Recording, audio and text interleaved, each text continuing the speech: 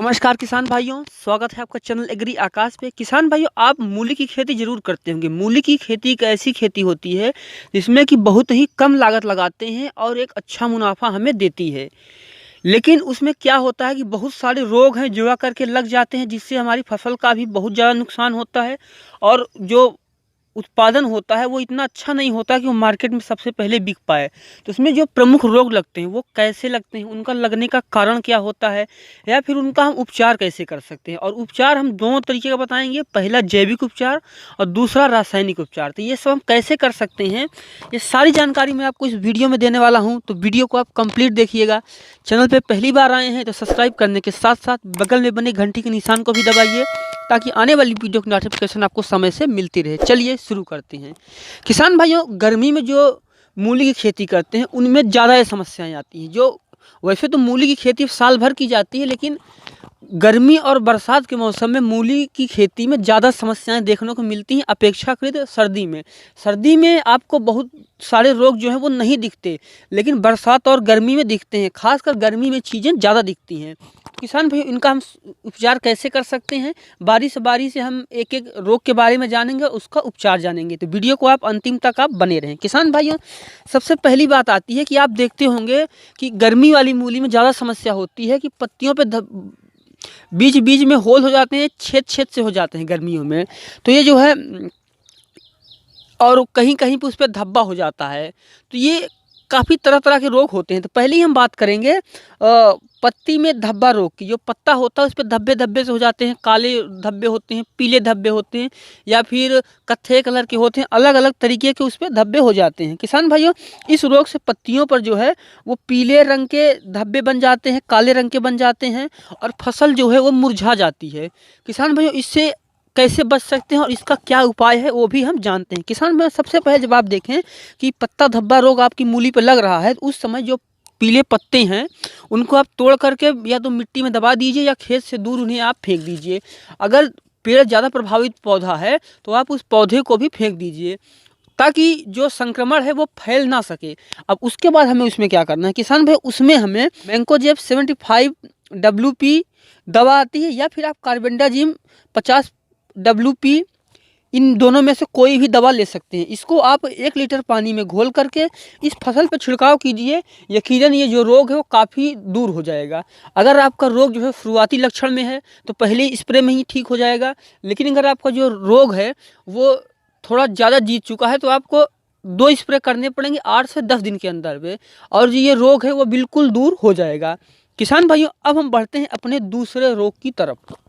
किसान भाइयों, जो हमारा दूसरा रोग है वो है एफिड। किसान भाइयों, जो एफिड रोग होता है यह कैसे दिखता है इसके बारे में भी जानते हैं कि लक्षण क्या होते हैं। किसान भाइयों, यह जो कीट है, एफिड तरह कीड़ा होता है, यह पत्तियों में से रस को चूस लेता है और पौधों को कमज़ोर बना देता है और पत्तियों को रोगग्रस्त कर देता है। इससे जो होते हैं, जब रस चूस लेता है, सबसे पहले एक तरीके की इसको फनफूदी समझिए। जब पत्ते का ये रस चूस लेता है तो उस जो रस उस पर एक रोग तरह का फैल जाता है पत्तियों पे। उसके बाद क्या होता है कि जो पत्तियां होती हैं वो अजीब दिखने लगती हैं, पत्तियां मुरझा जाती हैं और वो कमज़ोर हो जाती हैं, पत्ते भी पीले पड़ने लगते हैं, पौधे में ताकत नहीं होती है।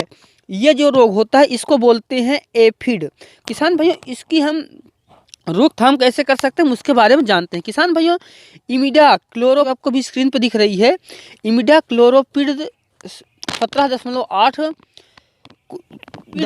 17.8 दवा को आपको 5 ml पर 15 लीटर पानी में घोल करके इसको आपको स्प्रे करना है। इससे ही यह रोग दूर हो जाता है। किसान भाइयों, उसके बाद दूसरा इसकी जो इलाज है वो ये है कि आप इसको थोक्सेम 25 WG नामक दवा को 5 ग्राम दवा को 15 लीटर पानी में घोल करके आप छिड़काव करें।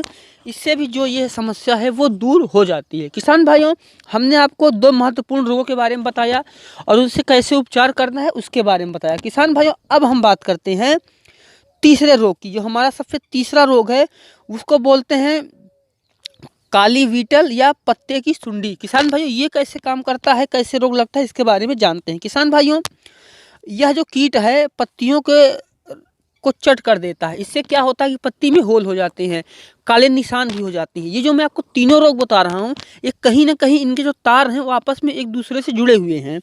तो काली बीटल या जिसको पत्ते की सुंडी बोलते हैं कैसे काम करता है वो भी जानते हैं। यह कीट जो है ये पत्तियों को चट कर देता है। इसके हमले से बचाव के लिए आपको जो उपचार हैं वो भी मैं आपको बता देता हूँ। किसान भाइयों, सबसे पहले जो पहला उपचार है या उपचार इसने ना कहीं से बचाव कहीं, सबसे पहले हमें क्या करना है, जैसी पत्तियां प्रभावित पत्तियां हैं उन प्रभावित पत्तियों को हमें खेत से दूर या तो मिट्टी में गाड़ देना चाहिए या तो हमें खेत से दूर कर देना चाहिए। अगर पौधा ज़्यादा प्रभावित है कि लास्ट स्टेज में है तो पौधे को भी उखाड़ दीजिए। वैसे जितने पौधे हैं आप उनको उखाड़ के तो मिट्टी में दबा दीजिए या फिर आप उनको खेत से काफ़ी दूर फेंक दीजिए। अब उसके बाद हम बात करते हैं कि इसका सबसे पहले हम जैविक उपचार कैसे करेंगे। किसान भाइयों, इसका जैविक उपचार हम कैसे करेंगे, बेसियाना एक दवा होती है जो आपको स्क्रीन पर दिख रही है, बवेरिया बेसियाना। इसको 2.5 ग्राम दवा को 1 लीटर पानी में घोल करके आप इससे मिला के छिड़काव कर दें। इससे जो होता है ये सुंडियाँ मर जाती हैं और वो भाग जाती हैं। जो नहीं मरती वो उसके दुर्गंध से भाग जाती हैं, बाकी जो होती हैं वो उस पर दम तोड़ देती हैं और मर जाती हैं। किसान भाइयों, उसके बाद अब हम बात करते हैं कि इसका रासायनिक उपचार हमें कैसे करना है। किसान भाइयों, इसके रासायनिक उपचार जो है, इसके आपको जो स्क्रीन पर दिख रही है ये दवा, इसको आप 2.5 लीटर पानी में घोल करके छिड़काव कर दें, जिससे कि जो ये समस्या है वो दूर हो जाएगी। किसान भाइयों, उम्मीद करता हूँ ये वीडियो आपको अच्छा लगा होगा। वीडियो आपको अच्छा लगा है तो लाइक कर दीजिए, साथ ही चैनल पे पहली बार आए हैं तो सब्सक्राइब करने के साथ साथ बगल में बने घंटी के निशान को भी ज़रूर दबाइए।